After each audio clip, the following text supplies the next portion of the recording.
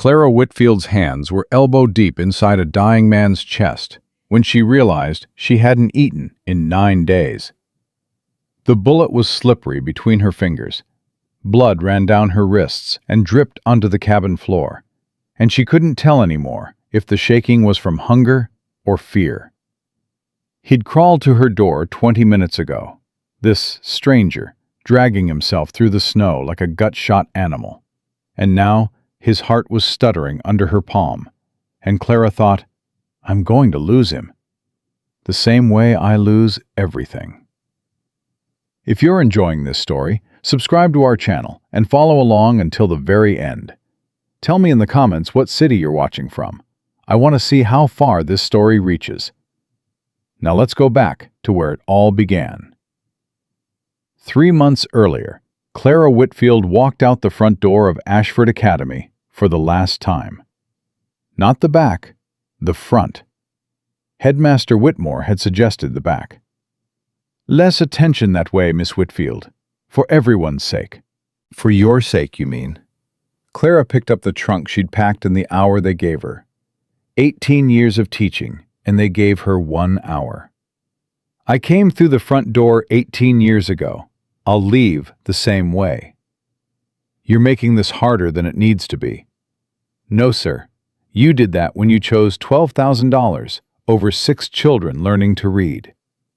She walked past him, past the hallway where her students' essays still hung on the wall, past the classroom where she'd taught 3 generations of Boston's wealthiest sons and daughters to parse sentences and think for themselves, past the portrait of Reverend Caldwell, whose daughter had found Clara in the church basement on a Tuesday evening, teaching 6 black children to sound out words from borrowed hymnals.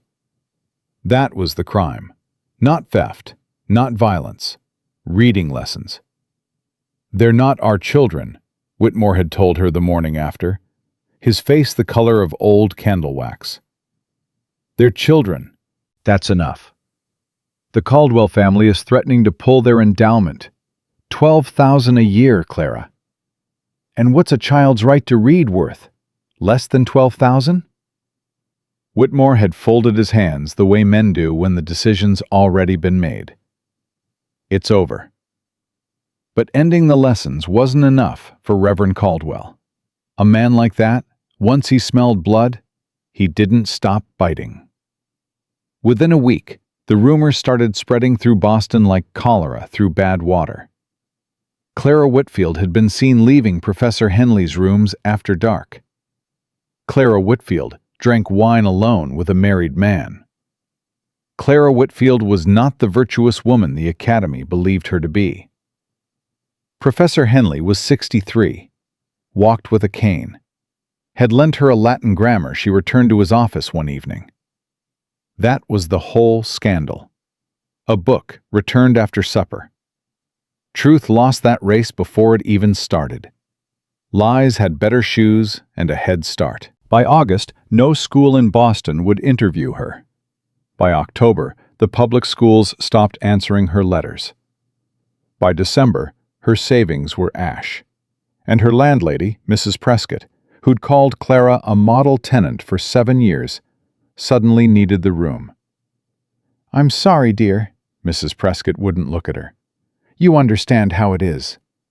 "I understand exactly how it is, Mrs. Prescott." Clara sold what she could, packed what she couldn't sell.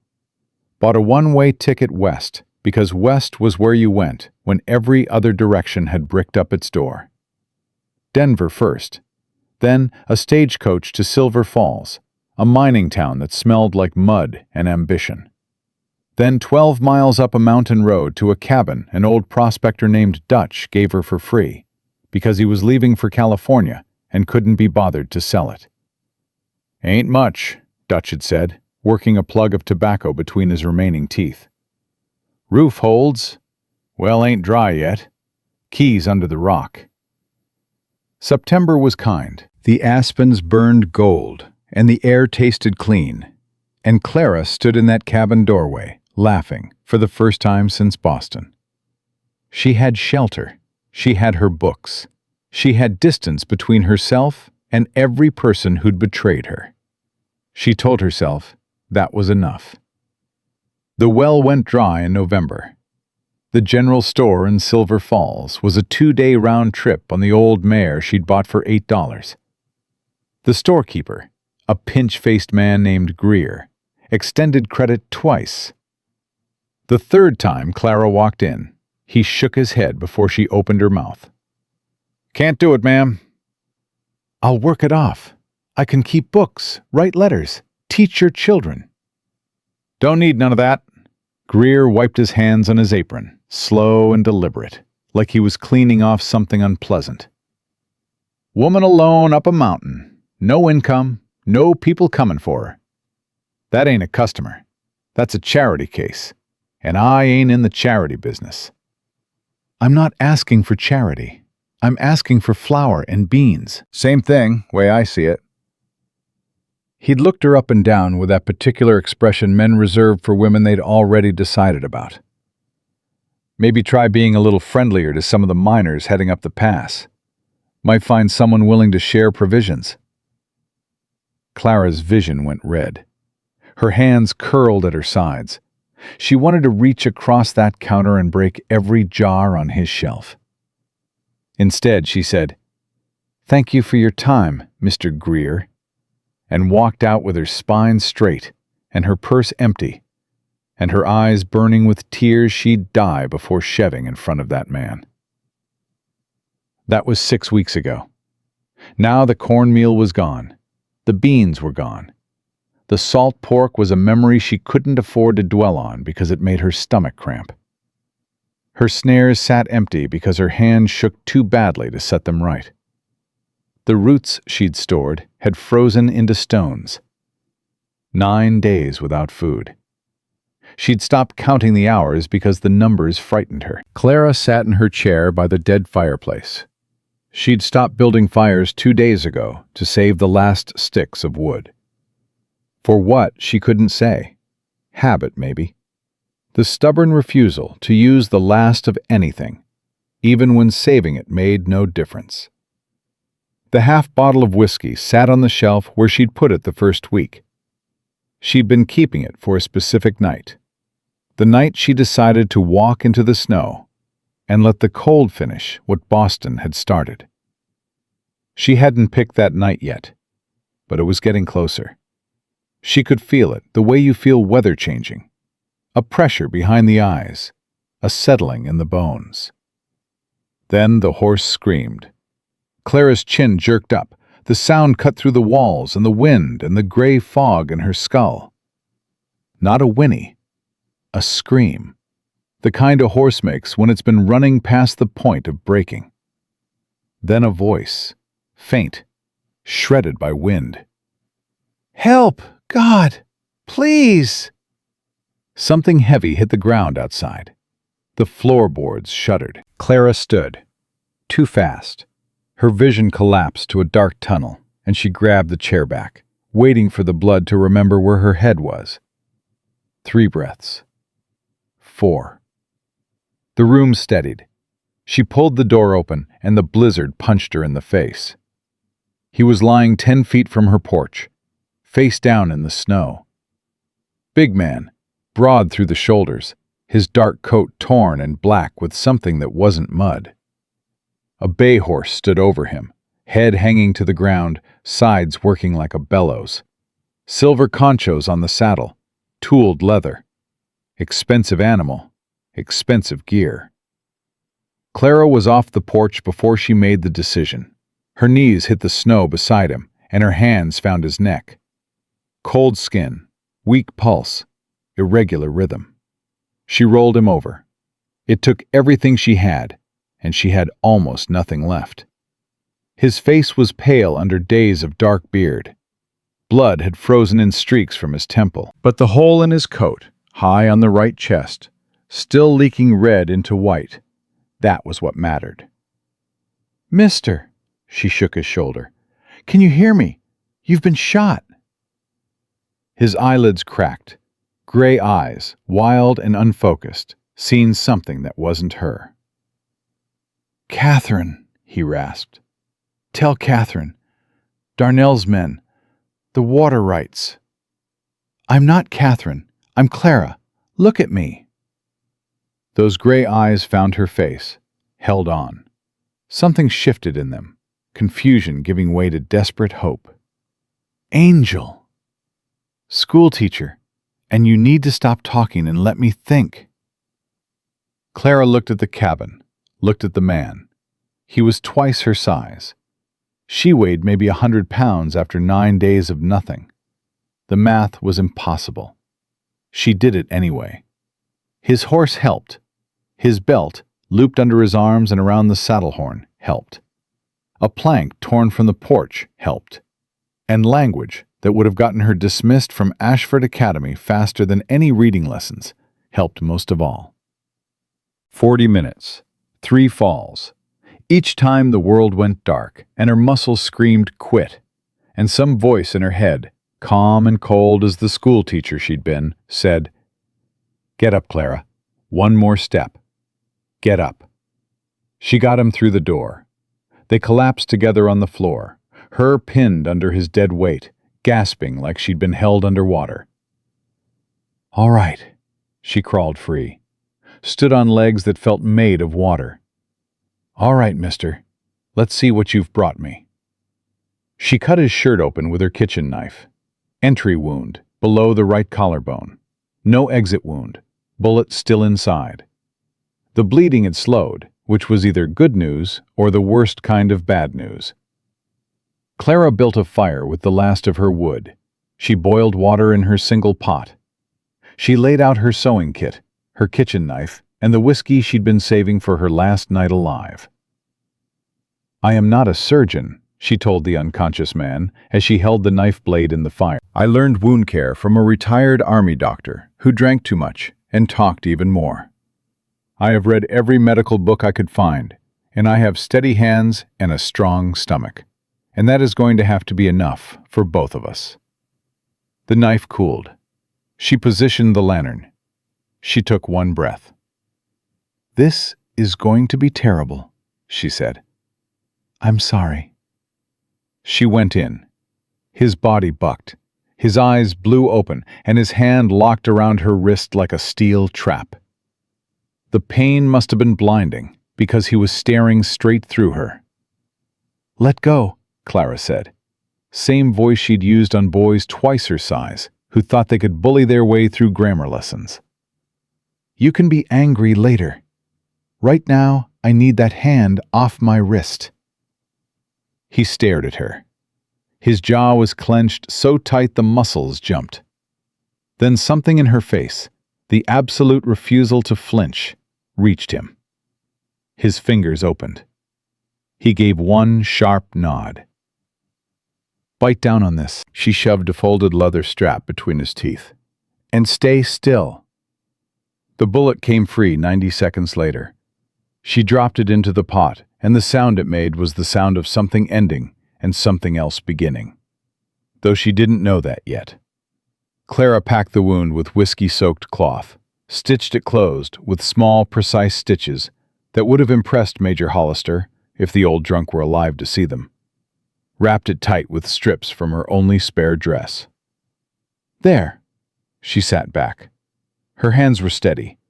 They'd been steady the whole time, even though the rest of her shook like a leaf in a gale. "You'll fever tonight.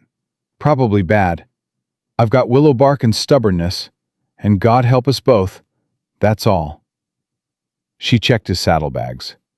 Letters addressed to Mr. Elijah Rawlings, Broken Arrow Ranch. A photograph of a young woman with his gray eyes and his stubborn chin. A leather wallet, thick with money she didn't count and didn't touch. She set it on the table where he'd see it when he woke. She wanted him to know who she was. The fever hit at midnight. Elijah Rawlings burned hot enough to heat the cabin on his own. He thrashed and muttered, names tumbling out in no order. "Catherine, Josie." Then the words changed, harder, sharper. Battlefield commands barked at men who weren't there. "Flanking left! Get down! Get down!" Then, quieter, broken. "Darnell's men. They were waiting. Tell Sam. Tell Catherine they're coming for the water." Clara knelt beside him, bathed his face with snow water, brewed willow bark tea strong enough to strip paint, and fed it between his lips, drop by drop, the way you'd nurse a sick child. "Catherine," he groaned, reaching for something she couldn't see. His hand found her arm and gripped hard. "Don't let him take it. Don't let him." "Shh." Clara covered his hand with hers. "Whoever's coming, they can wait. You have to live through this night first." His fingers tightened. His eyes opened, but didn't see her. They saw something far away and terrible. "Don't leave," he whispered. "I'm not going anywhere, Mr. Rawlings." She said it before she thought about what it meant. But sitting there, on that cold floor, holding a stranger's fevered hand, Clara realized something had shifted in her chest. Not hope. She wasn't fool enough for hope. Something older than that. Purpose. The thing Reverend Caldwell and Headmaster Whitmore and Mrs. Prescott and that weasel Greer had tried to stamp out of her. She'd been planning to die in this cabin. She'd counted the days like a patient teacher counting down to the end of term. Calm, accepting, almost peaceful about it. But she'd poured her dying whiskey into this man's wound. She'd burned her last firewood to keep him warm. She'd used up every scrap of what she'd been saving for her own ending. And she'd done it without a second's hesitation. "You ruined my plans, Mr. Rawlings," she murmured, pressing a cool cloth to his burning forehead. "I had a perfectly good plan to disappear, and you crawled up to my door and bled all over it." He couldn't hear her. The fever had him somewhere far away. But Clara talked anyway, because 9 weeks of silence had pooled inside her like water behind a dam, and this man's unconscious body was the first crack. "They said I was a disgrace," she said quietly, wringing the cloth in the pot and pressing it back to his skin. 18 years I gave them, 3 generations of children. And one man with a church and a grudge burned it all down because I taught the wrong children to read. His hand twitched in hers. "But you know what burns me most? Not Caldwell, not Whitmore. Mrs. Prescott. 7 years I paid her rent on time, never a day late. 7 years of, 'You're such a fine woman, Clara.' And when it mattered, she couldn't even look me in the eye." She leaned back against the wall. Exhaustion pressed down on her like a physical weight. Her stomach had gone quiet days ago, which she knew was the body surrendering, the organs starting to consume themselves. "So I ran, came as far west as money would take me, found this cabin and thought, fine, if the world doesn't want me, I'll stop wanting the world." She looked down at Elijah's face, slack with fever, the lines around his eyes smoothed out in unconsciousness. "Then you showed up, and my hands moved before I told them to, and I thought, well, damn, I guess I'm not done yet." The fire cracked. Wind hit the cabin walls and the boards groaned like old bones. "So here's what's going to happen, Mr. Rawlings." Clara's voice hardened. "You are not going to die. I have used my last whiskey, my last firewood, and my last clean dress on you, and I will not have it be for nothing. You will survive this fever. You will tell me who shot you and why.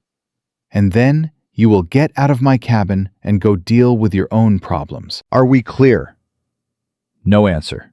Just the rough pull of his breathing, and the wind and the fire settling. Clara sat beside Elijah Rawlings through the longest night of her life. She fed him tea and fought his fever and held his hand when the tremors got bad.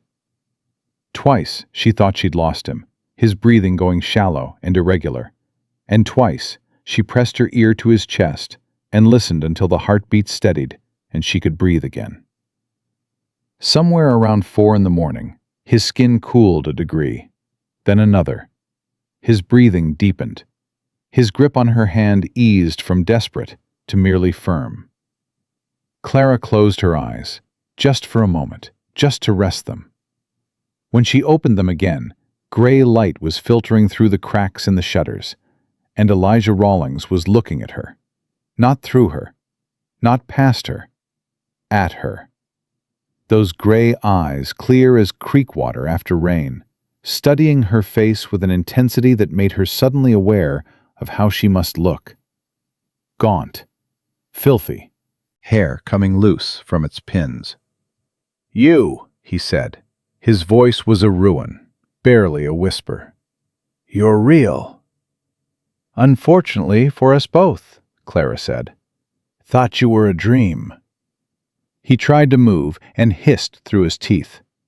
"Thought I died and someone made a mistake and let me into heaven." "If this is heaven, Mr. Rawlings, I'd like to speak with management." Something happened to his face.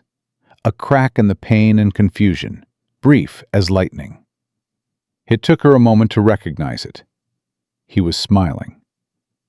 That smile lasted exactly 2 seconds before he tried to sit up, and the color drained from his face like water from a cracked glass. "Don't!" Clara's hand pressed his shoulder flat. "You move like that again, and you'll tear every stitch I put in you." "How many stitches?" 14, and I'm not doing them twice." Elijah settled back, breathing hard through his nose. His eyes moved around the cabin, taking inventory, the way men do when they wake up in places they don't recognize. Small room, dead fire, 1 chair, 1 pot, shelves with nothing on them. Then back to her, and she watched him register what he was seeing.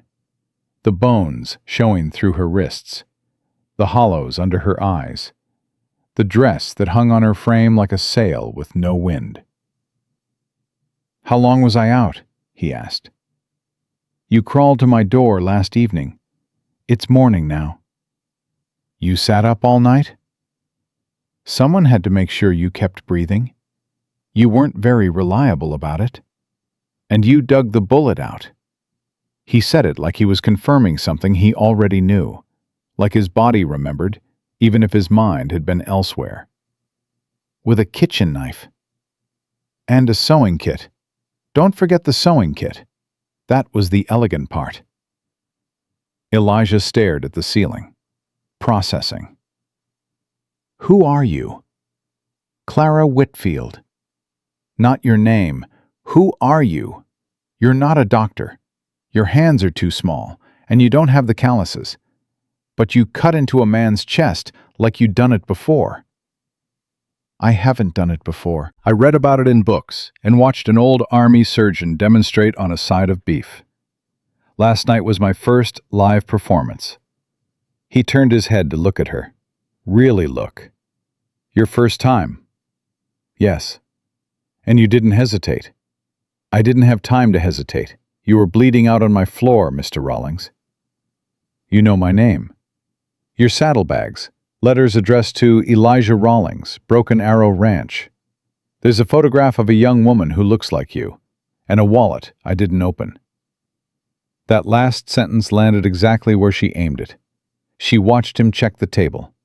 The wallet sat there, untouched, flap still buckled.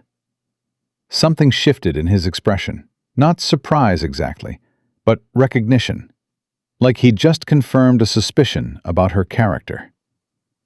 "Most people would have taken the money," he said quietly. "Most people aren't me." "No."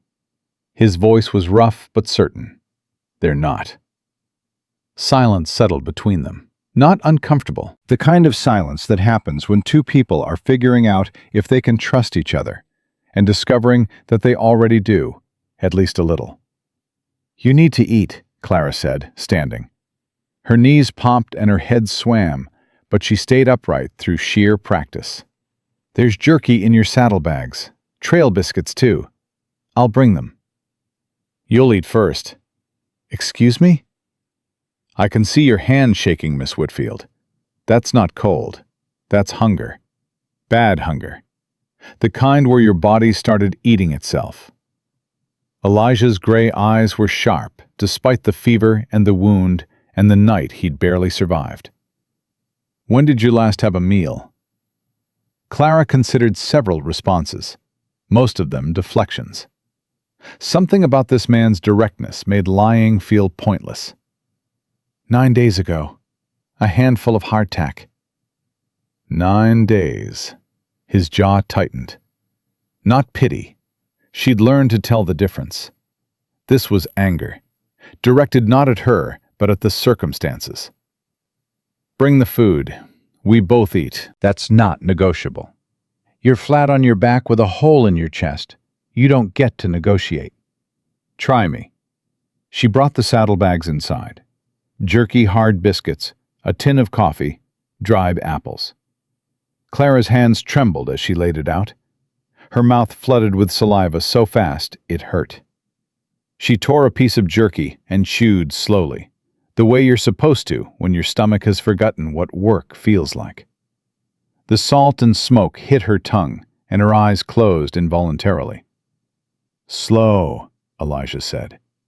He was watching her with an expression she couldn't quite name. "Too fast and you'll cramp." "I know. I'm a teacher, not a fool." "A teacher." He filed that away. "Long way from a classroom. Long way from a ranch, too. Who shot you, Mr. Rawlings?" The shift was deliberate. She needed to stop being the object of his attention. But the question was real. If the men who'd put a bullet in his chest were tracking him, she needed to know. Elijah was quiet for a moment, working through what to say and how much. She recognized the process. She'd done it herself plenty of times in the last year. "Man named Cornelius Darnell," he said finally. "Owns the biggest spread in the valley. Former Confederate officer. Thinks the war gave him the right to take whatever he wants, and the drought's given him the excuse." "Water rights." His eyebrows went up. "You heard me talking." "You were delirious. You mentioned Darnell, water rights, someone named Catherine. You kept saying, 'Tell her they're coming.'" "Catherine's my sister. She runs the household at Broken Arrow." Something tightened in his voice when he said her name. Fear, not for himself. "Darnell's been trying to control the water supply for 2 years. The stream that feeds my ranch feeds half the valley. He wants it all." "And your rights are legal?" "Legal, binding, and older than the territory itself. Spanish land grant from 1823, passed down through my family. The only way Darnell gets those rights is if I'm dead and Catherine has no one to enforce the claim." Elijah's hand curled into a fist on his chest. "So he decided to arrange the first part. The ambush. 3 days ago. Devil's Creek. I was riding back from checking the eastern fence line. His men were waiting behind the rocks. 5 of them." His eyes went distant, replaying it. "I took 1 in the chest and 2 in the brush around me. My horse ran. Smartest thing either of us did. I held on until I couldn't, and then the storm swallowed everything. And you ended up here." "And I ended up here." He met her eyes. "With a starving schoolteacher who digs out bullets with kitchen knives. God's got a peculiar sense of humor." "I stopped finding God funny about 6 months ago." The words came out harder than she intended. Elijah didn't flinch. He just waited, the way patient men do, creating space for her to fill, or not. Clara chewed another piece of jerky. She didn't owe this man her story. He was a patient, a stranger. She'd save his life, he'd recover, he'd ride home to his ranch and his sister and his water rights dispute, and she'd go back to her slow disappearance on this mountain. That was the plan. But plans had a way of failing around her lately. "I taught at a private academy in Boston for 18 years, she said, not looking at him. "I was good at it. I was good at teaching, and I loved the work, and I thought that was enough. Then I made the mistake of being decent to the wrong people, and a powerful man destroyed me for it. What kind of decent? I taught black children to read. In a church basement. On Tuesday evenings. On my own time. With my own books. Clara's voice was steady, but her hands had stilled on the jerky. The reverend whose church it was didn't approve. His daughter found out. The school chose his money over my 18 years. And that's why you're here. That's the short version. The long version includes false accusations of immoral conduct, a landlady who suddenly needed my room, and every school in Boston deciding I was too dangerous to employ. Because apparently, teaching children to read is dangerous. Elijah was quiet for a long time. The fire had burned down to nothing, and the cabin was cold, but neither of them moved. My parents died of cholera when I was 19, he said. Left me and Josie and Catherine with a ranch nobody thought we could hold. I was too young. Josie was 17. Catherine was 14. Every man in the valley told me to sell, send the girls east, learn a trade. But you didn't. Rawlings don't sell, and we don't send our own away. He shifted, wincing. I fought for that land the way you fought for those children, because it was right, because somebody had to, and every single person who told me to quit was wrong, same as every person who told you to stop teaching. Clara felt something crack behind her ribs, not breaking, opening, like a door that had been swollen shut by rain, giving way to pressure. Pretty words, Mr. Rawlings. True words. There's a difference. In my experience, true words don't pay the bills or keep roofs over people's heads. I did what was right and lost everything. You can dress that up however you want, but the ending doesn't change. The ending hasn't happened yet. She looked at him sharply. He held her gaze without blinking. This man had been shot, nearly died, was lying on a cold floor with 14 stitches in his chest, and he was arguing with her about endings. The audacity was almost impressive. I need to check your wound, she said, because she didn't have a response to what he'd said, and she wasn't going to pretend she did. The stitches held clean. The skin around the wound was angry and red, infection building the way she'd expected, but it wasn't spreading fast. The willow bark tea was doing its work. You need a real doctor, Clara said, rewrapping the bandage. Nearest doctor is Doc Holcomb in Silver Falls. 2-day ride, and he's more likely to kill me than cure me. Drinks before breakfast. I know the type. You're doing fine. Better than fine. Elijah caught her hand as she pulled away. His grip was different from the fever grip of last night. Deliberate. Gentle. I owe you my life, Clara Whitfield. You owe me nothing. I did what anyone would do. Anyone wouldn't have. Anyone would have looked at a stranger bleeding in the snow and thought about their own survival. You thought about mine. She withdrew her hand, not roughly, but firmly. I'm a teacher. We have a terrible habit of taking on problems that aren't ours. Is that what I am? A problem? A significant one. You're too heavy, you talk too much, and you're going to eat through those saddlebag supplies in 3 days. After that, we'll both be starving. Then I'd better heal fast. You'd better lie still and stop trying to be charming. Charm doesn't close bullet wounds. No, ma'am. Apparently, school teachers do that. She almost smiled, caught it before it reached her mouth, but he saw it anyway. She could tell by the way his eyes warmed, just slightly, like the first crack of dawn on a winter horizon. They settled into an uneasy rhythm through the day. Clara brewed willow bark tea and forced it into him every 2 hours. She rationed the food carefully, dividing it into portions that would last a week if they were careful, less if the fever burned through his reserves the way she expected. Elijah drifted in and out of sleep, but his lucid periods grew longer. He talked about the ranch during those stretches. Not to impress her, she could tell. He talked the way lonely people talk when they finally find someone willing to listen. About the drought killing the valley slowly. about Darnell buying up failing ranches for pennies, about Catherine holding the household together with a stubbornness that matched his own. "She's a healer," he said during one of these stretches, his voice thick with fever, but his mind still sharp. "Not trained. She reads herb books and experiments. But people come to her from miles around because Holcomb charges too much and cares too little." Sounds like someone who could use proper training. Sounds like someone who could use a teacher. Clara poured another cup of tea and said nothing. That evening, the fever spiked. Elijah's skin went from warm to scorching within an hour, and his delirium returned with a violence that frightened her. He fought invisible enemies, threw punches at the air, tried to stand twice and collapsed both times. "Hold still."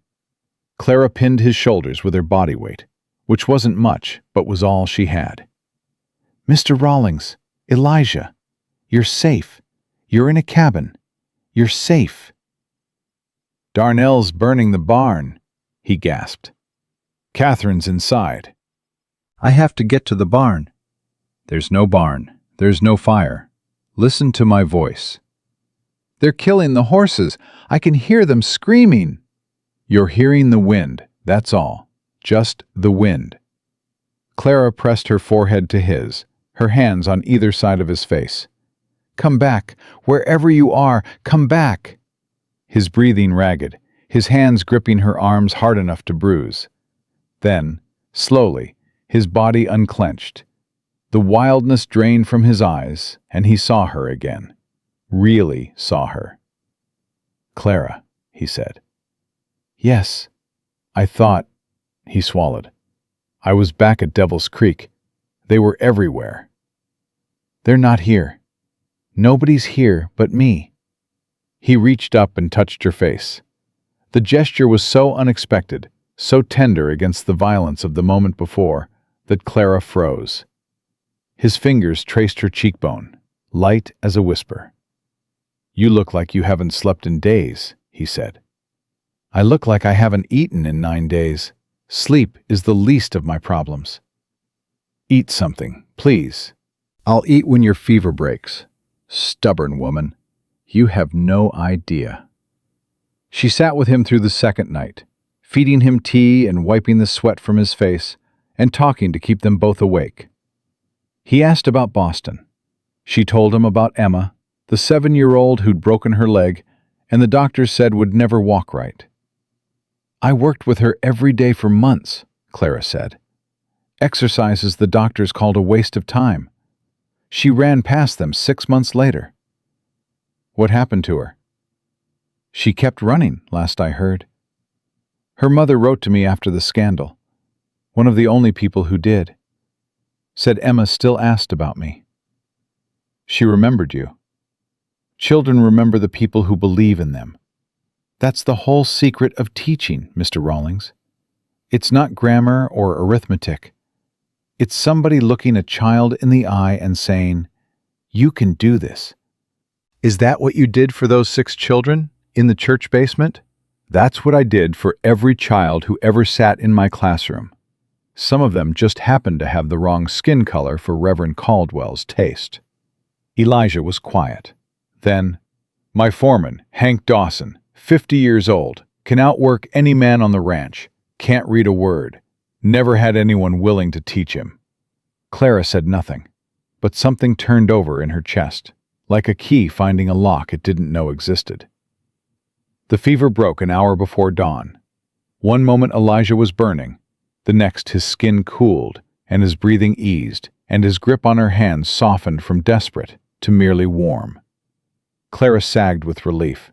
She hadn't realized how tightly she'd been holding herself until the tension released and her whole body ached with it. "Still here," Elijah murmured, eyes closed, almost smiling. "Still here," Clara said. "Clara." "What?" "Thank you. Not for the bullet, or the stitches, or the tea. For not leaving." She looked down at their joined hands on the rough floor. His scarred and calloused from rope and leather and reins. Hers, smaller, thinner, still bearing ink stains that no amount of wilderness could quite scrub away. "You should sleep now," she said. "Real sleep. The fever's broken." "You first." "Don't argue with the woman who has the knife and the needle, Mr. Rawlings." That almost smile again. It transformed his face in ways she wasn't prepared to think about. He closed his eyes. Within minutes, his breathing deepened into true sleep. Clara sat for a long time after, watching the gray dawn light creep across the floor. Something had changed in this cabin over the last 2 nights. She couldn't name it yet. Didn't want to. Naming things gave them power, and she'd had enough of things with power over her life. But as she finally allowed her eyes to close, her hand still resting in Elijah's sleeping grip, one thought surfaced through the exhaustion. She'd poured her last whiskey into his wound, burned her last wood for his warmth, used up every resource she'd been hoarding for her own slow ending. And she didn't regret a single bit of it. That was either the bravest thing she'd ever done, or the most foolish. Knowing Clara Whitfield's luck, it was probably both. She slept, and for the first time in 9 weeks, she didn't dream about Boston. She woke to his hand on her shoulder, and his voice low and urgent in her ear.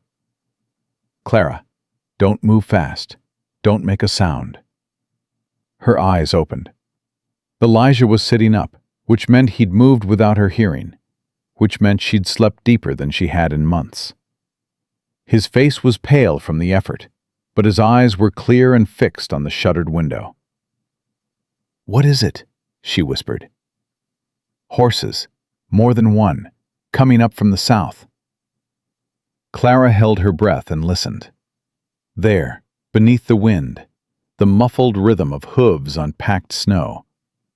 And something else, a man's voice, too distant to make out words, but close enough to hear the tone. Casual, confident. Men who weren't trying to be quiet. "How many?" she asked. 3, maybe 4. Moving slow, checking the terrain. "Darnell's men." "Has to be. The storm would have covered my tracks, but this cabin's the only shelter for miles. They'll check every possibility." Elijah reached for the Colt revolver she'd placed on the table beside his wallet.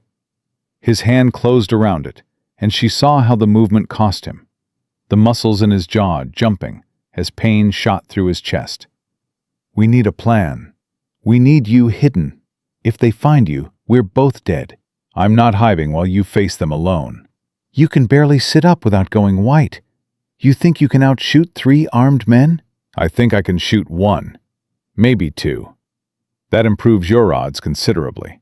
"My odds are better if they think I'm a woman, alone in a cabin, with nothing worth taking." Clara was already moving, her mind clicking through possibilities the way it clicked through lesson plans. Fast, orderly, practical.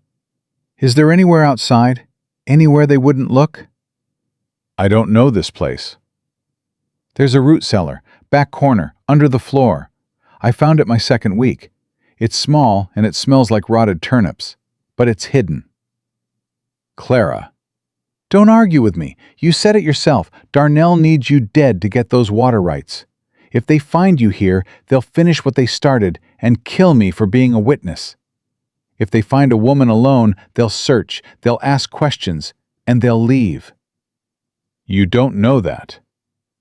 "No, but I know that you with a gun and a hole in your chest against 3 healthy men is a death sentence for both of us.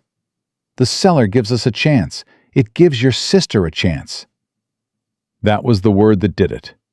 Sister. She watched it land on his face like a stone dropping into still water, ripples moving outward through his expression.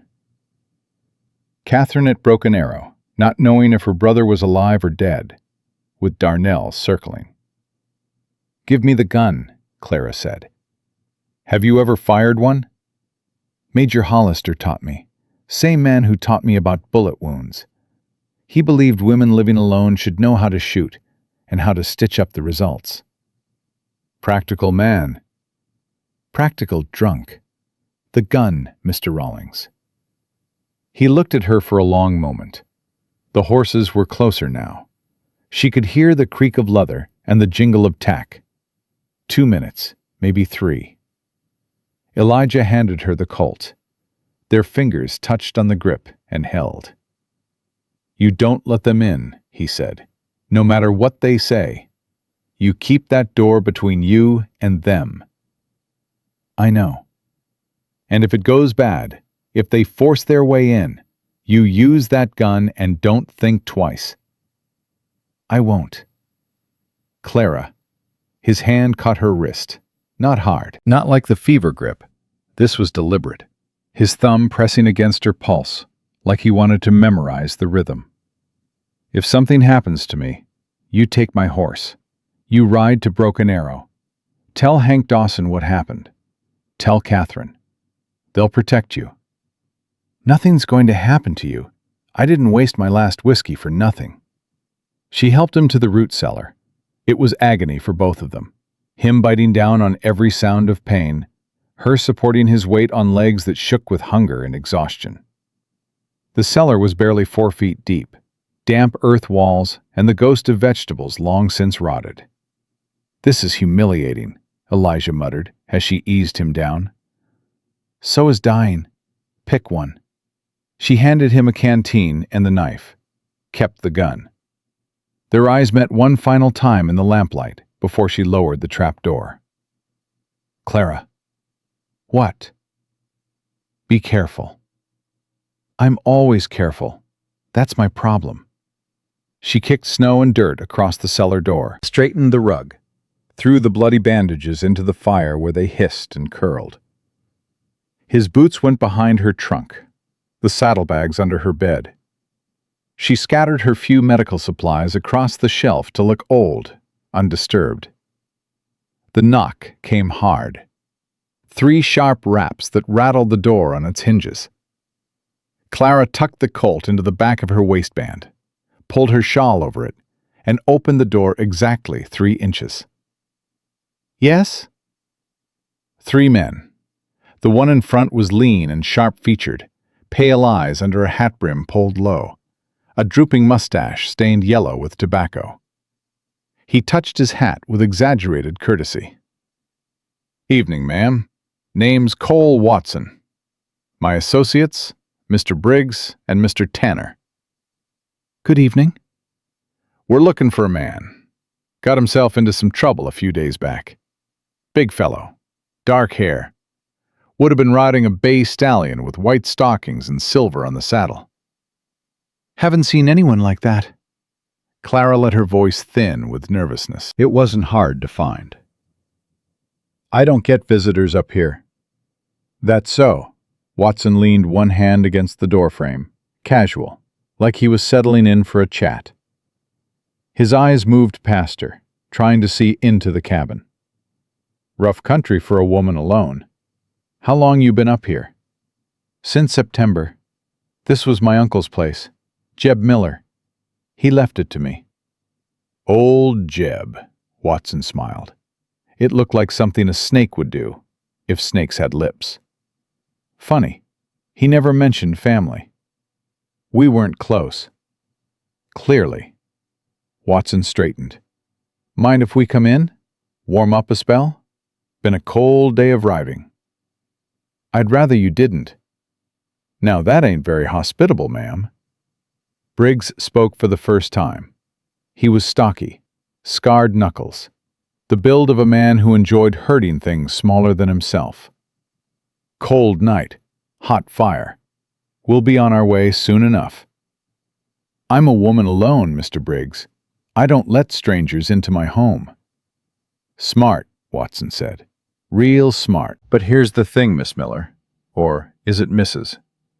Miss Whitfield. Miller was my uncle's name." "Miss Whitfield, then. The man we're after, he's dangerous. Shot a friend of ours. Stole money meant for honest working folk. If someone was sheltering him, knowingly or otherwise, well, that's a serious matter. I've sheltered no one. I've seen no one." Watson studied her. She could feel him weighing her words, testing them for cracks. She kept her face still. 18 years of facing down defiant children and condescending headmasters had given her a poker face that would serve at any card table in the West. "Tanner," Watson said without looking away from her, "check around back." The third man, younger, restless, moved off around the cabin. Clara's heart slammed, but she kept her breathing even. "Your horse," Watson said conversationally. "Noticed just one set of tracks to the lean-to." "My mare. She's old and not worth stealing, if that's your concern." "Not my concern at all, ma'am." Tanner came back, shook his head. "Just the nag." "But boss." He held up his hand. In it was a strip of cloth, dark with dry blood. She'd missed one. One bandage, tossed in the woodpile during those frantic minutes of cleaning. One mistake. Watson's whole demeanor changed. The lazy courtesy fell away like a shed skin. His hand dropped to the gun on his hip. "Now that's interesting. Want to explain why there's bloody rags in your firewood?" "I cut myself chopping wood last week. It happens when you live alone." "Show me." Clara held out her hands. Cuts and calluses, but nothing that would bleed through a bandage that size. Watson smiled, and this time it was the smile of a man who'd caught what he was hunting. "Ma'am, I think we need to come inside after all." He pushed past her before she could react. Briggs followed. Tanner closed the door. The cabin shrank to nothing, with 3 armed men filling it. "Cozy," Watson said, his eyes cataloging everything. "Must get awful lonely up here. Kind of lonely that makes a woman grateful for company. Even the wrong kind. I told you, I haven't seen anyone." "Uh-huh." Watson picked up the fireplace poker, hefted it thoughtfully. "Here's what I think happened. I think Elijah Rawlings, whoever he's calling himself these days, I think he dragged himself up here, shot and bleeding. And you, being a woman with a soft heart, patched him up and sent him on his way. Am I close?" "I don't know any Rawlings." Watson moved fast. The poker slashed past her face and cracked into the wall beside her head. Splinters flew. Clara flinched but didn't scream. She would not scream for this man. "Don't lie to me." Watson's voice dropped low. "I have ridden 3 days through miserable cold looking for a man my employer wants found. I am tired. I am hungry. And I am not a patient person on my best days, which this is not. I'm telling you the truth. Briggs, search the place." The stocky man began methodically destroying her home. What little she owned went onto the floor. Her books, her spare clothes, her teaching certificates she'd carried all the way from Boston. He stomped across the floorboards, listening for hollows. Clara's blood turned to ice. The root cellar. If he found the seam in the floor, if he heard the hollow sound under his boots, everything was over. "Nothing so far, boss, but look at this." Tanner held up a shirt. Elijah's spare, the one she'd washed and hung behind the stove to dry. She'd forgotten it. "Ain't no woman's shirt." "No, it is not." Watson turned back to Clara. His pale eyes had gone flat, like a rattlesnake's. "Whose is that?" "My uncle's. I kept some of his things." "Your uncle was a small man, Miss Whitfield. That shirt would fit someone about 6'2". Someone about the size of the man we're looking for." "I don't know what to tell you," Watson backhanded her. The blow snapped her head sideways and sent her stumbling into the wall. Pain exploded across her cheekbone. She tasted blood where her lips split against her teeth. "You can tell me where he is," Watson said, "or Briggs can ask you his way, and Briggs ain't a gentleman." Briggs cracked his knuckles, grinned. "Been a long ride, boss. Could use some entertainment." Terror hit Clara like a wall of cold water. Real terror. The kind that strips away everything civilized and leaves the animal underneath. She'd faced professional ruin. She'd faced starvation. But she had never faced this, the casual promise of violence from men who would enjoy it. Her hand moved toward the gun under her shawl. 3 of them. 1 bullet before they reached her.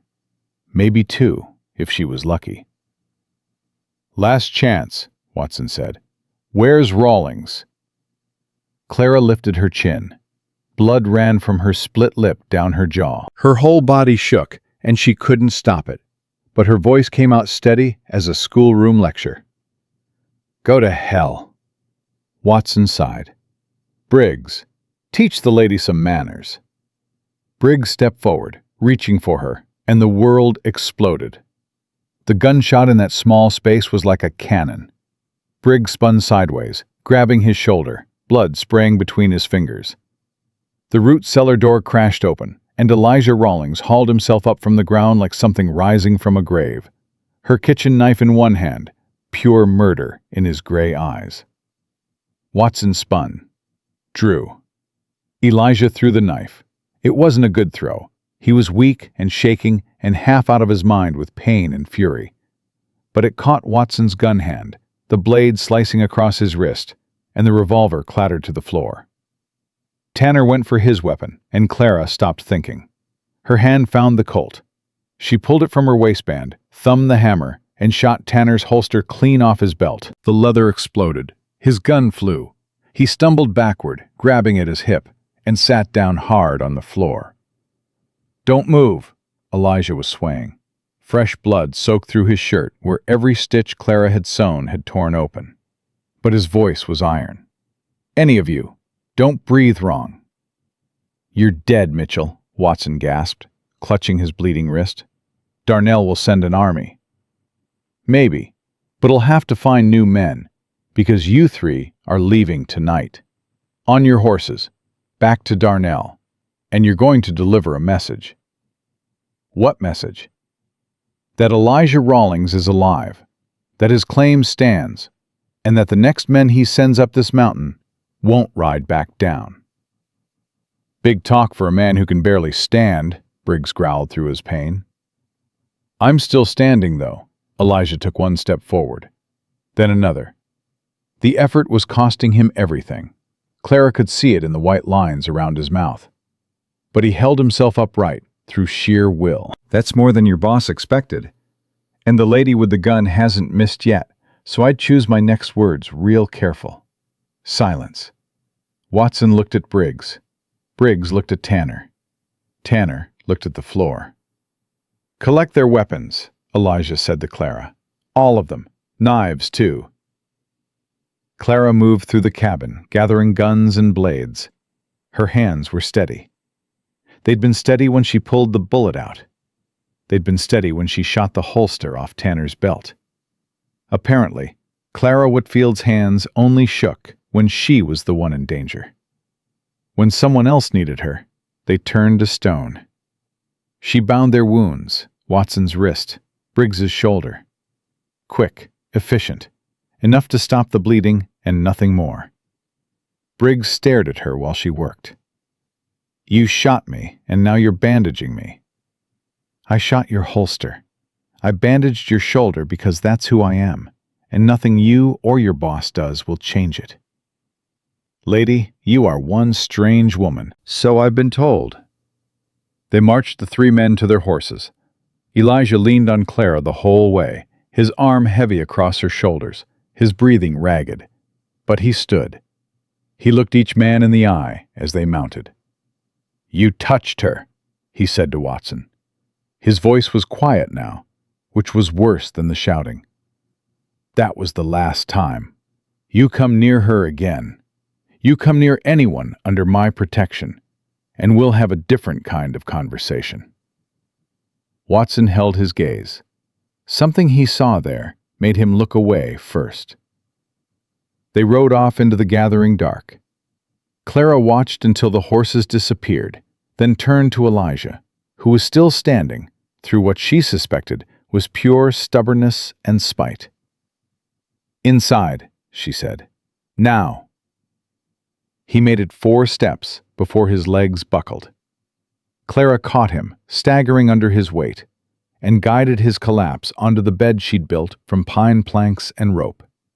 He lay gasping, his shirt soaked red. "Damn fool," she said, cutting away the ruined bandage. "I told you to stay hidden." "Heard him hit you." "It was a slap. I've survived worse." "Nobody hits you." His hand found her arm. His grip was weak, but his eyes burned. "Nobody. Not while I'm breathing." "You won't be breathing much longer if you keep tearing yourself open." Clara cleaned the wound. The stitches were destroyed. She'd have to do them again, and this time she had nothing for the pain. The last of the whiskey was gone. "This is going to hurt." "Already hurts." "It's going to hurt more." She stitched him by firelight. He didn't make a sound, just watched her face while she worked, his jaw clenched, his hands fisted in the blanket. When she finished, she sat back and pressed her palms against her eyes. "We can't stay here," she said. "They know where I am now. Even if Watson doesn't come back, Darnell will send others." "Then come with me." Elijah's voice was fading, exhaustion and blood loss pulling him under. "Broken Arrow. My people. They'll keep you safe." "You're in no condition to ride 15 miles. "Not tonight. Tomorrow. Build a travois. My horse is strong enough to pull it." "And if they come back tonight?" "Then I'll die fighting, and you'll ride my horse to the ranch and tell my sister I went out standing up." "You are the most infuriating man I have ever met." "That's not a no." Clara looked at him. This stubborn, bleeding, half-dead cowboy who'd dragged himself out of a root cellar to protect her from 3 armed men, who'd stood on legs that couldn't hold him because he heard someone hit her, who was offering her everything she'd lost: safety, purpose, a place to belong, while lying in his own blood on a floor he might not get up from. "It's not a no," she said quietly. His hand found hers. She let him hold it. Outside, the first snowflakes began to fall, covering the blood and the boot prints and the evidence of violence with clean, white silence. Clara sat beside Elijah Rawlings and listened to his breathing steady into sleep. And she thought about second chances and about doors that open exactly when you've stopped knocking. She didn't sleep. She built the travois by lamplight, working with the quiet precision of a woman who'd decided that dying wasn't on her schedule anymore. Pine branches, rope from the lean-to, blankets layered thick. Elijah Rawlings had given her a reason to survive this mountain. She intended to return the favor. They left before dawn. Clara loaded Elijah onto the travois the way she'd loaded firewood all winter, with efficiency and no sentiment. He protested exactly once. "I can ride." "You can bleed. That's what you can do. Lie down and be quiet." "You're enjoying this." "I'm enjoying you being alive." "Don't ruin it by dying of stubbornness on a mountain trail." He lay back. She wrapped him in every blanket they had, tucked the colt beside him, and mounted her old mare. The bay stallion accepted the travois ropes without complaint, as if hauling wounded men through snow was a regular Tuesday. They made 3 miles before Elijah's fever returned. She heard it in his breathing first, the rhythm changing from steady to shallow and fast. Then the muttering started. Catherine's name. Hank. Orders barked at soldiers who'd been dead for 15 years. Clara stopped the horses and knelt beside him, pressing her hand to his forehead. "Burning." "Not now," she said through her teeth. "Not here. You hold on, Elijah Rawlings. We're not stopping." "Flanking left," he mumbled. "Tell the captain." "I'm the captain now, and I'm telling you to stay alive." She pushed the horses harder. The trail wound downward through country she didn't know, following tracks Elijah had described during his lucid moments the night before. "Look for the split pine. Turn east at the creek bed. Follow the ridge until you see the valley open up. The split pine appeared through the snow like a signpost. Clara turned east. The creek bed was frozen solid but visible, a white ribbon cutting through the trees. She followed it, talking to Elijah the whole time, not because you could hear her, but because the sound of her own voice kept the panic from swallowing her whole. You know what I was thinking last night, while I was building that travois? I was thinking about a poem I used to teach my students. Tennyson. Though much is taken, much abides. I made a 13-year-old boy cry with that poem once. His father was furious. Said poetry was for women and weaklings.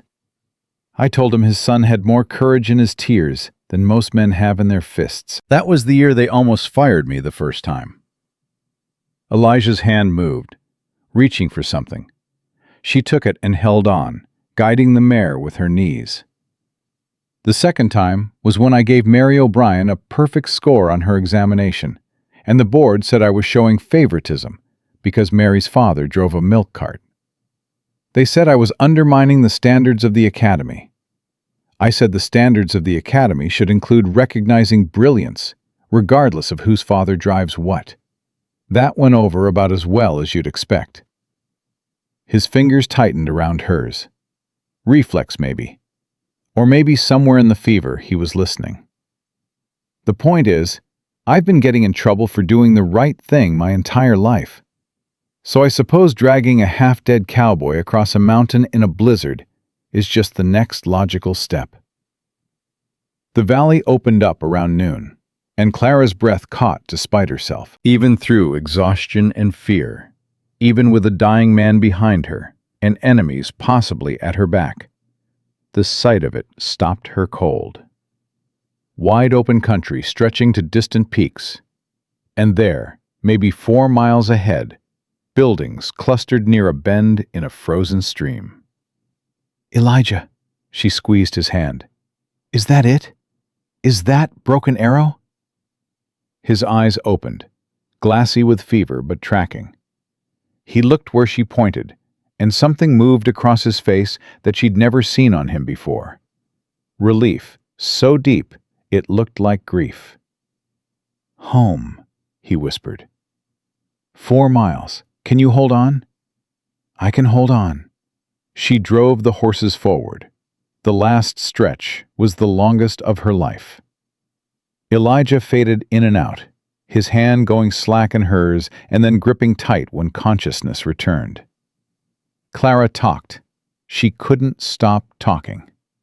About Boston, about Emma, about the 6 children in the church basement, about anything that would keep them both tethered to the living world. She was halfway through explaining the proper conjugation of Latin verbs when a rifle shot cracked across the valley and her mare shied sideways. That's a warning shot, Elijah rasped. They don't know us. Call out. Tell them my name. Clara stood in the stirrups, one hand raised. Elijah Rawlings.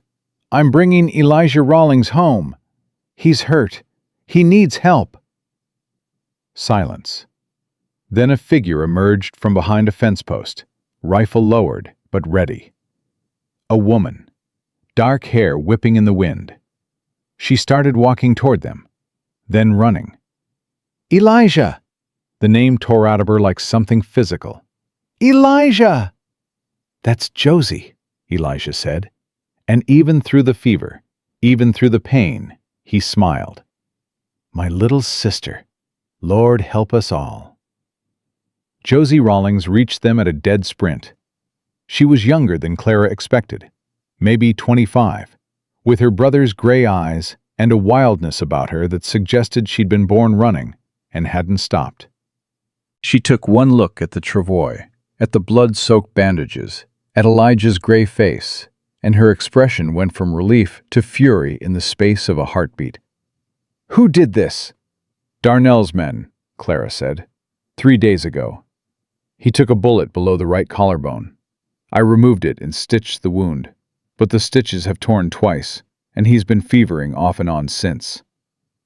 Josie's eyes snapped to Clara, assessing, fast. You took the bullet out? With a kitchen knife and a sewing kit. Who are you? Clara Whitfield. I found him in the snow outside my cabin. She saved my life, Josie. Elijah's voice was barely there. Twice. Josie looked at Clara for one more second, making a decision that took most people days. Then she nodded once, sharp. Main house, now. Catherine's inside. They reached the ranch in a chaos of shouting and running boots. A weathered man in his 50s appeared first, moving with the bow-legged gait of someone who'd spent his life on horseback. He took one look at Elijah, and his face went the color of old paper. Boss, good God! Hank, Elijah reached for his foreman's hand. I need you to listen. Darnell's making his move. Watson and 2 others found me at the cabin. We sent them packing, but he'll send more. He already has. Hank's voice was grim as he helped lift Elijah from the travois. Showed up 2 days ago with 20 men and a judge's order. Said you were dead. Said the water rights reverted to the territory. That's a lie. We know it's a lie. But Judge Blackwood signed the paper and gave Catherine 48 hours to vacate. Where is Catherine? Where do you think? Hank almost smiled. Inside, loading rifles. They carried Elijah through the door of the main house and into a room where a woman stood at a long table covered in ammunition boxes and maps. She was older than Josie, maybe 30, with the same dark hair but none of the wildness. Catherine Rawlings had the stillness of deep water, the kind that looked calm on the surface and could drown you underneath. She turned when they came in, saw Elijah. Her face didn't crumble the way Josie's had threatened to. Instead, it went very still, and her eyes filled with a brightness she blinked away before anyone but Clara noticed. You're late, Catherine said. Got detained. Elijah's attempt at a smile was more of a grimace. Cat, this is Clara Whitfield. She's the reason I'm not dead in a ditch. Catherine's gaze moved to Clara. The assessment was different from Josie's. Slower, more thorough, missing nothing. The gaunt frame, the split lip from Watson's backhand, still bruised. The steady hands. The way Clara positioned herself near Elijah without hovering. A caretaker's instinct so deep it was invisible. Then I owe you a debt I can never repay, Miss Whitfield. You owe me nothing. But your brother needs a proper bed, clean bandages, and rest. And I need someone to show me where your medical supplies are, because what I've been working with for the last 3 days would shame a battlefield surgeon. Catherine's eyebrow rose. Josie let out a sound that might have been a laugh. Hank Dawson looked at Elijah with an expression that said, Where did you find this one? Josie, take Miss Whitfield to the supply room. Show her everything we have. Clara? Catherine's voice stopped her at the door. Thank you. For my brother. Clara nodded and followed Josie, because if she stayed in that room one more second, she was going to do something embarrassing, like cry. And she hadn't cried since Boston, and she wasn't about to start now. The supply room was better than she'd hoped. Clean linen, alcohol for sterilization, laudanum, enough for the pain if she was careful. Willow bark, dried herbs, honey for wound dressing. Catherine Rawlings kept a medical store that spoke of someone who'd been patching people together for years with no help and no training, and more determination than most doctors Clara had met. Kat reads every medical journal she can get her hands on, Josie said, watching Clara inventory the supplies with practiced speed. Taught herself to set bones. Delivered 4 babies last year. But she's never had anyone to learn from. She's done well on her own. She has, but she'll do better with you. Clara looked up. Josie leaned against the doorframe, arms crossed, studying her with those sharp gray eyes. My brother talked about you, Josie said, before he passed out again. Said you hadn't eaten in 9 days, and you still dragged him inside and cut a bullet out of him. I did what needed doing. Uh-huh. He also said you shot a gun out of a man's holster at 15 feet. It was closer to 10. Still, Josie's mouth curved. I like you, Clara Whitfield. And I don't like many people. Clara took the supplies to Elijah and spent the next hour doing the job properly. Clean wound, fresh stitches, proper dressing, laudanum for the pain, just enough to take the edge off without putting him under. His color improved almost immediately, the gray pallor warming as his body recognized safety and rest and the absence of immediate threat. Better? Clara asked, washing her hands. Better than anything since before Devil's Creek. Elijah caught her wrist, gently, the way he did. Clara, those documents I told you about, in my father's desk. We need them. Catherine, Clara turned to where the older sister stood, watching from the doorway. Elijah mentioned original water rights documents, a Spanish land grant. The desk is locked. I've never been able to find the key. Behind the third stone from the left in the root cellar, Elijah said. Father showed me before he died. Made me swear to keep it secret unless things got desperate. I'd say we've arrived at desperate, Catherine said, and went. She came back with a metal box crusted with dirt. Inside, wrapped in oilcloth, were papers that made Clara's breath stop. She spread them on the table, her teacher's eye scanning the careful script, the official seals, the chain of ownership documented in 3 languages across 5 decades. Spanish land grant, 1823, she read aloud. Transferred under Mexican authority, 1841. Accepted by American territorial government, 1851. Water rights granted in perpetuity to the Rawlings family and their heirs. She looked up. It says heirs, not male heirs, all heirs. Meaning Catherine can hold the claim even without Elijah, Josie said. Meaning Blackwood's ruling is fraudulent. These documents predate the territorial government. They fall under federal jurisdiction. No territorial judge has the authority to overturn them. Catherine sat down slowly. We've had the answer all along, in a box in the cellar.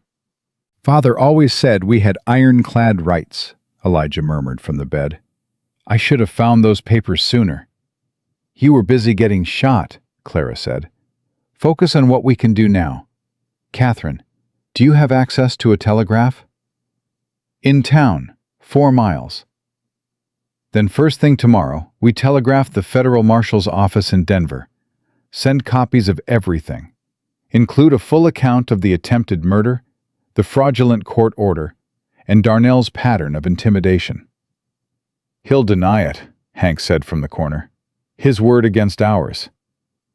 His word against documented federal records. Against a Spanish land grant with official seals. Against the testimony of 3 hired guns who were seen by a witness. Clara paused. And against whatever else we can find. What do you mean? Catherine asked. Clara thought about Watson's casual cruelty, about Briggs's eagerness for violence, about the way Darnell had methodically destroyed every rancher in the valley. Men like that didn't operate cleanly. They left trails. A man who hires assassins and buys judges doesn't stop there, Clara said. There will be records, payments, letters, the kind of evidence that men like Darnell think they're too powerful to worry about. You sound like you've dealt with powerful men before, Catherine observed. I've been destroyed by one. I've learned how they think. They're careful at the beginning and careless at the end, because they believe nobody will challenge them. And you're going to challenge Darnell.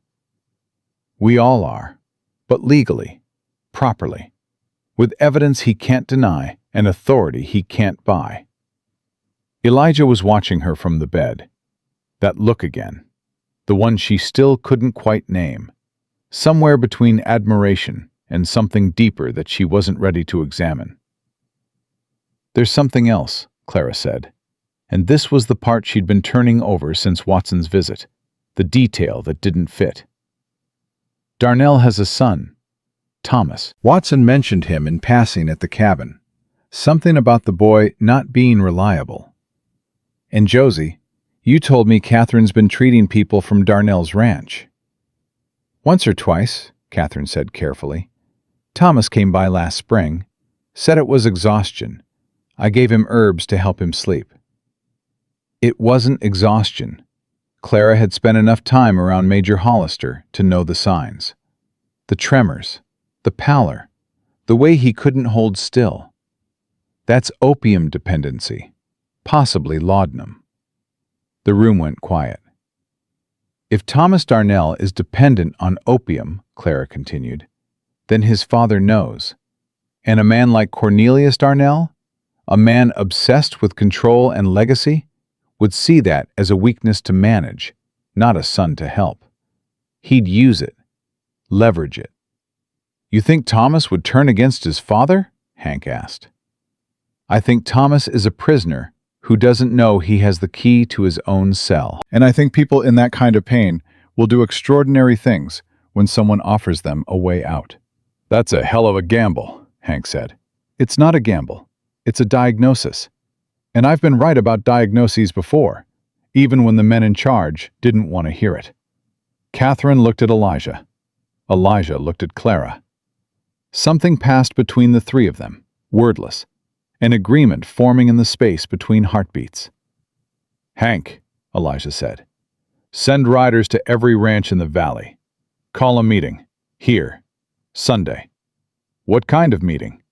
The kind where we stop letting one man dictate whether our families live or die. Elijah pushed himself up against the pillows.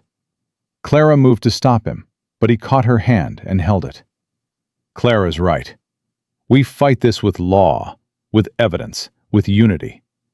Darnell's power comes from us being divided and scared. We take that away. He's just an old man with a grudge and a badge he bought. And if he attacks before Sunday? Josie asked. Then we defend what's ours. Elijah's gray eyes swept the room, touching each face. His sister's, his foreman, and Clara, the starving schoolteacher who'd pulled a bullet from his chest and refused to let him die. Together. The words settled over them like a covenant. Clara excused herself after the others left. She walked out onto the porch, needing air, needing a moment where nobody was looking at her and expecting answers. The cold hit her face, and she welcomed it, the sharp clarity of it, the way it cut through the fog of exhaustion and emotion. You're shaking. She turned. Catherine stood behind her, holding a plate of food. Real food. Bread and meat and beans, still steaming. Clara's stomach cramped so hard she doubled over. When did you last eat? Catherine asked. Your brother asked me that same question. And you deflected. I'm asking again. Jerky, yesterday. Before that, 9 days of nothing. Catherine's expression didn't change, but something shifted behind her eyes. She held out the plate.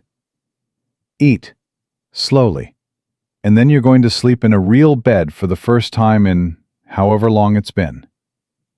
I need to monitor Elijah's wound. Josie's with him. She's watched me treat enough injuries to manage a few hours. And you, Clara Whitfield, are going to fall over if you don't rest. And you're no good to anyone unconscious on my floor. Clara took the plate. Her hand shook so badly the fork rattled against the edge. The first bite of bread was so overwhelming she had to close her eyes and breathe through the sensation of her body, remembering what food was. He told me about you, Catherine said quietly. About the children you taught. About what they did to you in Boston. He talks too much for a man with a bullet wound. He talks too much in general. But he wasn't wrong about you. Catherine leaned against the porch rail.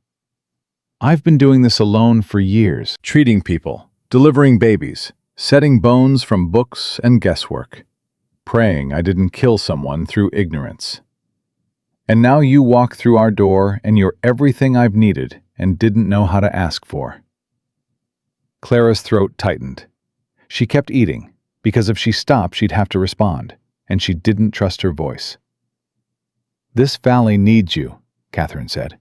"Not just Elijah, though Lord knows he does. The families here, the children, the ranchers' wives who've been birthing babies without help and treating fevers with prayer because there's nobody else." "I'm not a doctor." "You're better than no doctor, which is what we've got. And from what I've seen, you're better than most doctors, too." "You don't know my whole story." "I know enough." Catherine straightened. The same words Elijah had used, and Clara wondered if stubbornness was inherited, or if these two had simply absorbed it from the mountains themselves. "I know you saved my brother, when saving him meant giving up everything you'd been keeping for yourself. That tells me who you are." Clara finished the plate, set it down, looked at Catherine Rawlings, this quiet woman who ran a ranch and a household and a one-woman medical practice in the middle of a drought and a range war, and felt something she hadn't felt since the last day at Ashford Academy. Recognized. Not pitied, not judged. Seen for what she was, and valued for it. "I'll stay," Clara said. "Through this fight with Darnell. Through whatever comes. After that, we'll see."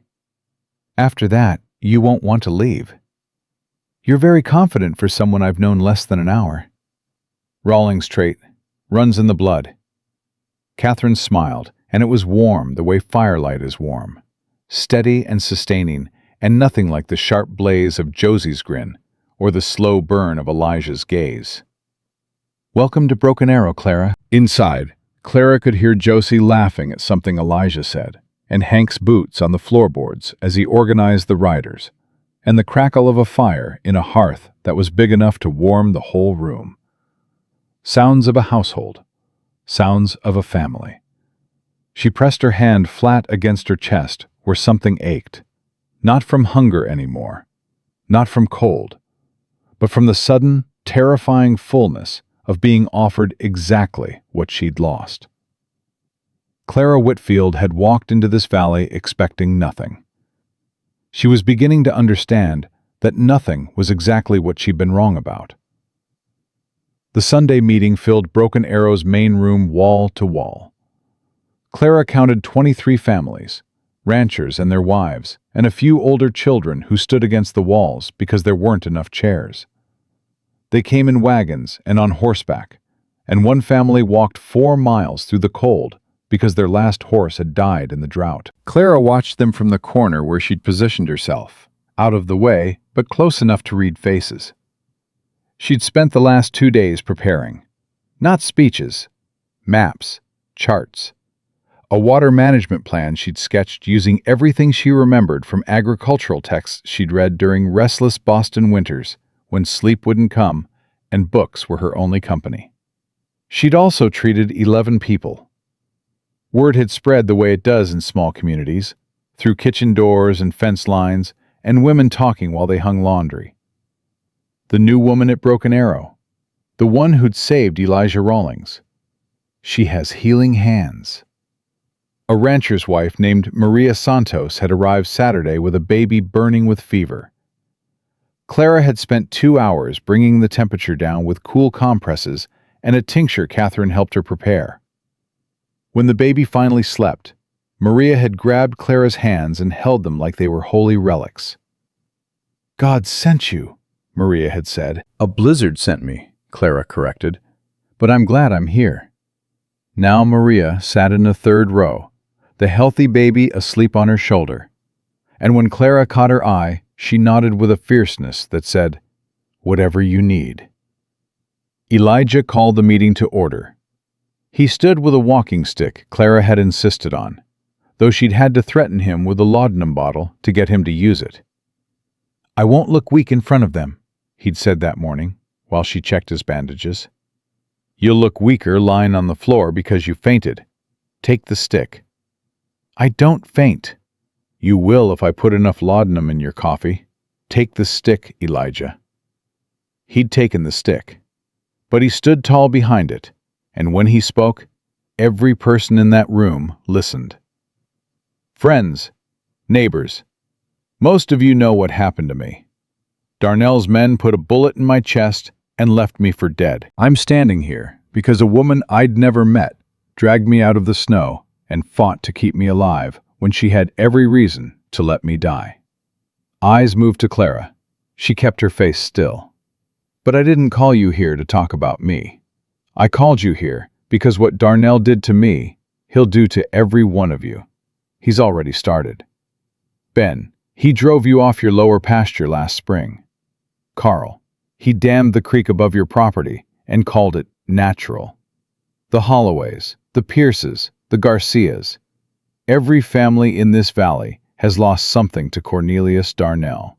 And it's going to keep happening until we stop it, or until there's nothing left. Murmurs, nods.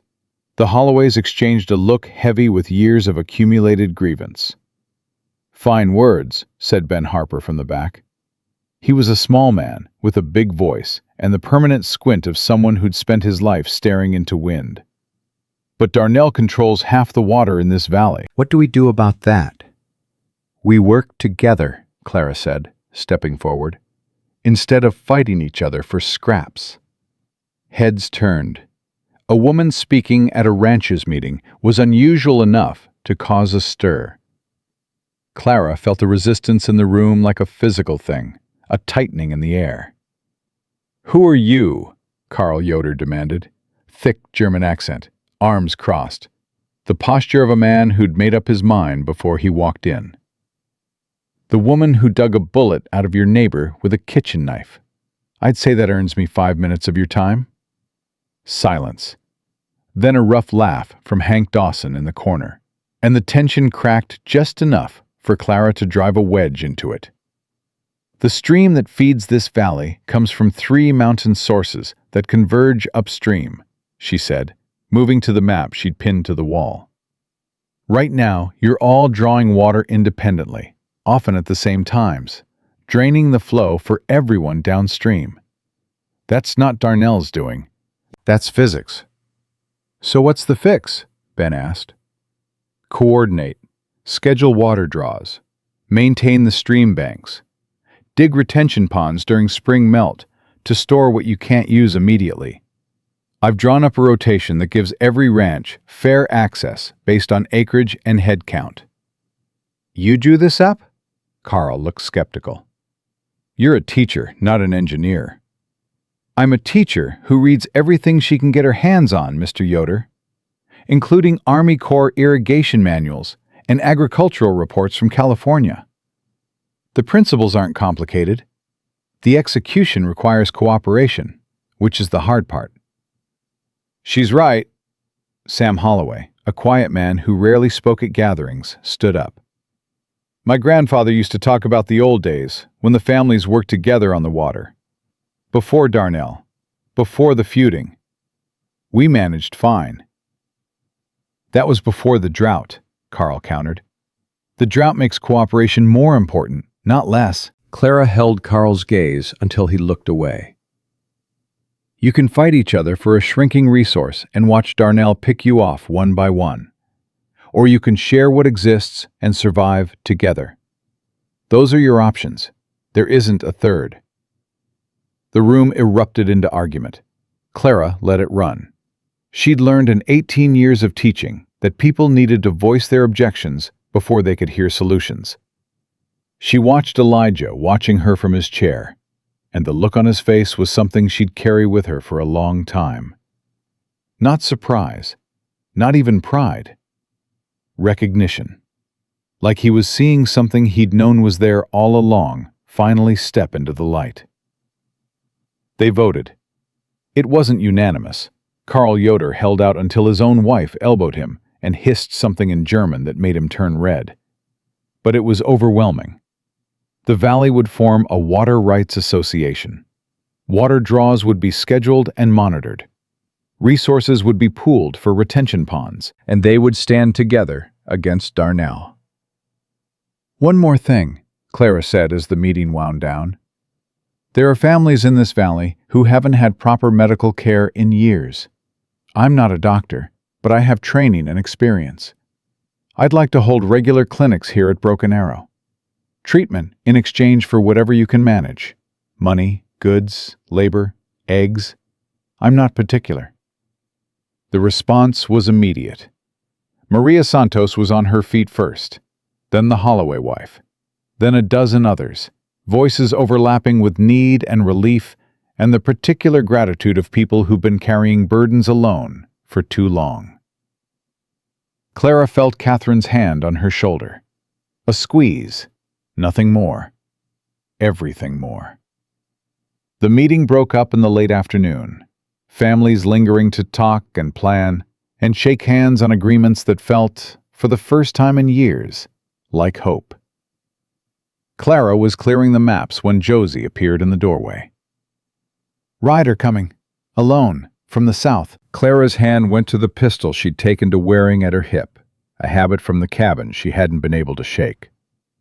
But Josie shook her head. "It's Thomas Darnell."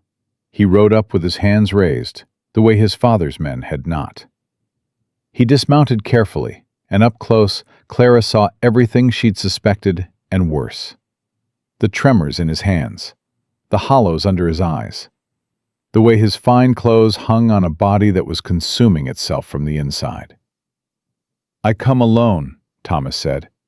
His voice was thin but steady, the voice of someone who'd rehearsed what he needed to say and was determined to get through it. "My father doesn't know I'm here." "Give me one reason not to send you back across your saddle," Elijah said from the porch. He'd come out at Josie's warning and stood with the walking stick in one hand and his Colt in the other. "Because I have something you need." Thomas reached slowly into his coat. Hank's rifle tracked the movement. Thomas pulled out a bundle of papers and held them up. "My father's correspondence with Cole Watson. Names, dates, payments, everything he's done for the last 2 years. The bribes to Blackwood, the hired men, the plan to take your water rights." "Why?" Catherine asked from behind Elijah. "Why betray your own father?" Thomas Darnell looked at her, and something crumbled in his face. The composure he'd ridden in with fell away, and underneath was a young man so tired and so broken that Clara felt it in her own chest like a physical blow. "Because I'm dying," Thomas said, "and he knows it. He's known for 2 years, and instead of helping me, he's using it. Every time I try to stop, he threatens to cut me off. Every time I ask for treatment, he says, after the water rights, after the ranch, after he's won." Thomas's voice cracked. "There is no after. There's just more of the same until it kills me." "And marrying me was part of the plan," Catherine said quietly. "His plan." "Not mine. He said if I married you, he'd send me east for treatment. But I know him. He'd never let me go. I'd be his puppet, and you'd be his prisoner, and it would never end." Clara stepped forward. She'd been watching Thomas the way she watched students who came to class with bruises they wouldn't explain, with the careful attention of someone who understood that the worst damage was usually invisible. "How long have you been using?" she asked. Thomas flinched. Then, slowly, 3 years. It started with laudanum for a broken arm. The doctor kept prescribing it. By the time I realized what was happening, it was too late." "It's not too late." He stared at her. "You don't know what you're saying." "I watched a man I respected drink himself to death over 7 years. I watched him try to stop a dozen times and fail. But I also watched another man, a colleague at the academy, fight free of morphine after the war. It took months. It was brutal. But he did it. And the difference between him and the man who died was exactly one thing." "What?" "Someone who believed he could." Thomas Darnell's eyes filled. He blinked hard, his jaw working. My father would never allow it. Your father is about to have much bigger problems than controlling you. Clara nodded at the papers in his hand. Give those to us, and then stay. Not for your father, not for us, for yourself. Thomas looked at the papers, at Clara, at Catherine, whose face held not hatred, but something far more dangerous to a young man who'd never been shown it: compassion. He held out the papers. Elijah took them, flipped through the first few pages. His expression hardened with each line. This is enough, he said. More than enough. Conspiracy, bribery, attempted murder. Darnell won't see the outside of a prison for 20 years. Telegraph Denver tonight, Clara said. Don't wait for morning. Hank rode for town within the hour, the documents and Clara's carefully worded report in his saddlebag. Catherine took Thomas inside, sat him down with tea and food, and began the quiet work of treating a young man who'd never been allowed to admit he was sick. Clara watched from the doorway as Catherine talked to Thomas in the same low, steady voice she used with frightened animals and wounded men. Patient, unshockable, kind. She's remarkable, Clara said. She is. Elijah had come up beside her. He'd abandoned the walking stick, which meant he was either improving or stubborn. Knowing him, both. But she's not the only one. Don't start. I haven't started anything. I'm simply observing that a woman who was starving on a mountain 3 weeks ago just organized a valley-wide water cooperative, provided medical care to 11 families, and convinced the son of our enemy to hand over evidence that will end a range war. All before supper. It's been a busy day. Clara. He touched her arm. She turned. He was close, closer than he needed to be, and his gray eyes held the same expression she'd seen when he first woke in her cabin and thought she was an angel. I have something to say, and I need you to let me say it. You're going to say it whether I let you or not. Probably, but I prefer permission. He took her hand, both hands. His thumbs moved across her knuckles with a gentleness that contradicted every hard thing about him. When I was lying on your floor, when the fever had me, and I couldn't tell what was real, the one thing I held onto was your voice. You were talking about Boston, about those children, about poetry and Latin verbs and a little girl named Emma who learned to run. You heard that? Every word. And I thought, if I die, the last thing I'll hear is this woman's voice. And that's not a bad way to go. He squeezed her hands. But I didn't die. And now I have to live with the fact that the finest woman I've ever known is standing in my house, and I don't have the words to tell her what she means to me. You seem to be doing fine with words. I'm doing terrible with words. I'm a rancher, Clara. I talk to cows. They're not critical. I'm critical of everything. It's a professional requirement. I know, and I love it.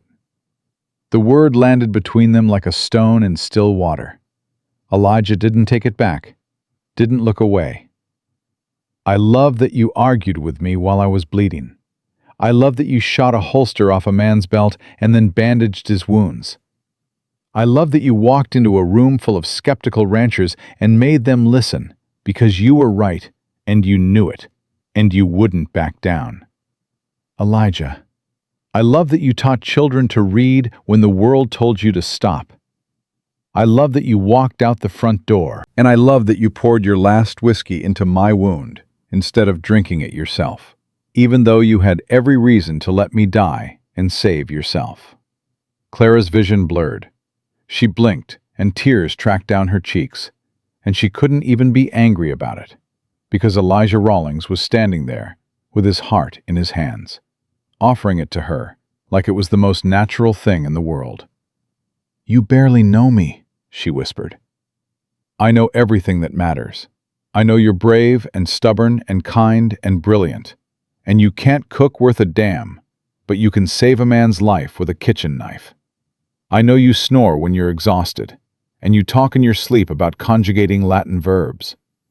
I know you haven't smiled enough in the last year, and I want to spend the rest of my life fixing that. I don't snore. You absolutely snore. She laughed. It came out broken and wet and completely undignified, and she didn't care, because Elijah was smiling at her with that slow burn she'd been pretending not to notice since the first morning he opened his eyes in her cabin. I'm a disgraced school teacher with no money, no reputation, and a history of making powerful enemies, she said. And I'm a shot-up rancher with a hole in his chest, a mortgage on his land, and a range war on his doorstep. We're quite a pair. The worst pair. The best. He released one of her hands and touched her face, his calloused thumb tracing the bruise Watson had left on her cheekbone. When this is settled, when Darnell is dealt with and the valley is safe, will you let me court you properly, Clara Whitfield? Not because I owe you my life, because I can't imagine my life without you in it. She looked at this man, this stubborn, honest, infuriating man, who'd crawled to her door bleeding and desperate and given her the one thing no one in Boston ever had, the belief that who she was mattered more than what she'd lost. Yes, she said. He kissed her, or she kissed him. Later, neither could remember who moved first, and it didn't matter.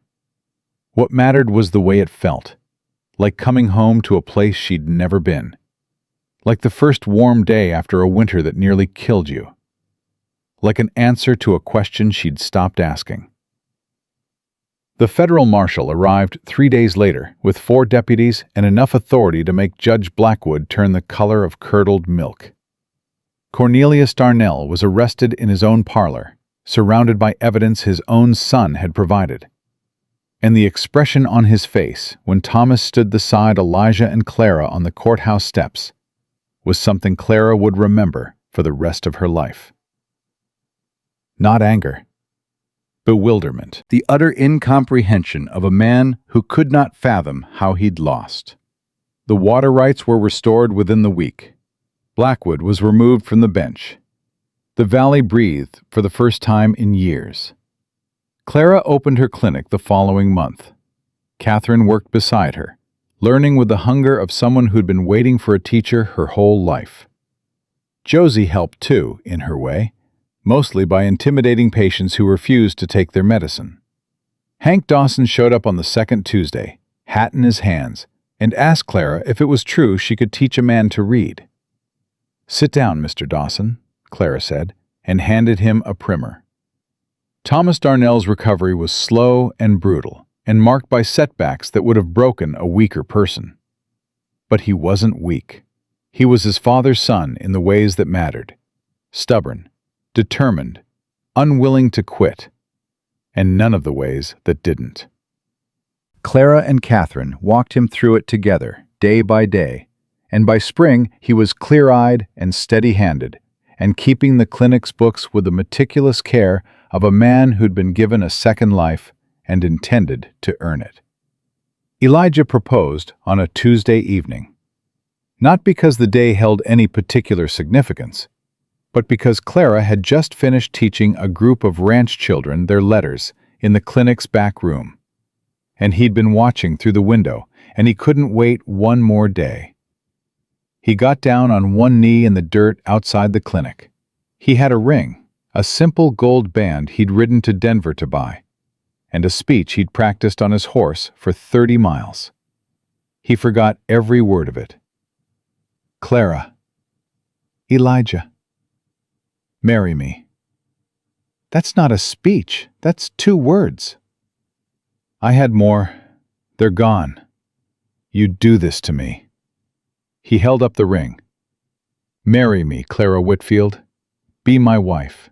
Be my partner. Stay.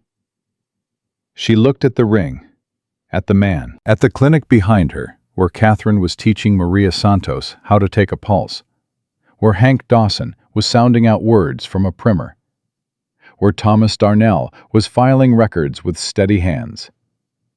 At the valley beyond, green with spring after the drought finally broke. Water running in channels they'd built together, shared fairly among every family. "I walked out the front door of Ashford Academy," she said, "and I swore I'd never let anyone tell me where I belonged again." "I'm not telling you. I'm asking." "I know."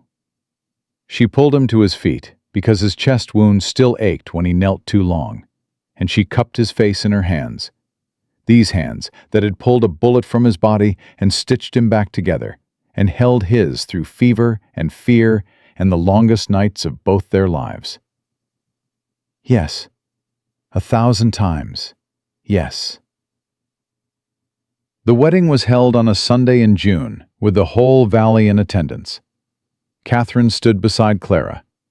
Josie stood beside Elijah. Hank Dawson read a passage from Scripture in a halting voice, sounding out the longer words, and nobody in that crowd had dry eyes by the time he finished. Tom Garrett, whose arthritic knees Clara had been treating for months, played the fiddle. Maria Santos organized the feast. Thomas Darnell, 6 months sober, danced with Catherine, and the look on his face was the look of a man discovering he was allowed to be happy. Clara wore a white dress the ranch women had sewn together, decorated with wildflowers from the valley that had become her home. She'd entered this country starving and alone, with nothing but a trunk of books and the stubborn refusal to walk through back doors. She stood now in the center of a community she'd helped build, beside a man who'd seen her at her worst and loved her for it, surrounded by people who called her by name and meant it. "No regrets?"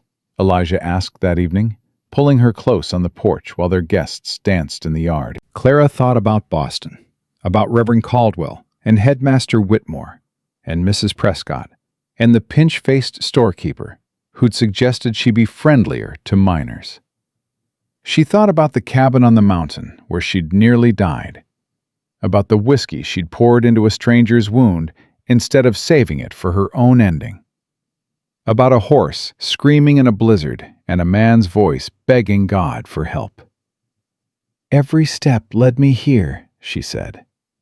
"I wouldn't change a single one."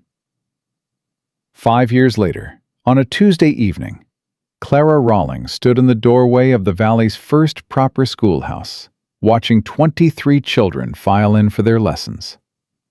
Some were white, some were Mexican. 2 were black, the children of a family that had moved west the previous year and found, to their cautious amazement, a community that welcomed them. Clara taught them all, the way she always had, the way she always would. Elijah found her there after supper, their 2 sons asleep in Josie's care, and their baby daughter drowsing on Catherine's shoulder back at the house. He leaned against the doorframe, the way he'd leaned against things since the wound healed, casually, like a man with nothing to prove and nowhere he'd rather be. "How were they today?" "Brilliant. Impossible. Hank's granddaughter read a full paragraph without stopping." "Takes after her grandfather. He finished his first novel last week. Told me he cried when he turned the last page." Clara smiled, the kind of smile that starts deep in the chest and works its way up slowly, the kind you only wear when your life has become something you never dared to imagine. "Clara." "What?" "Thank you." "For what?"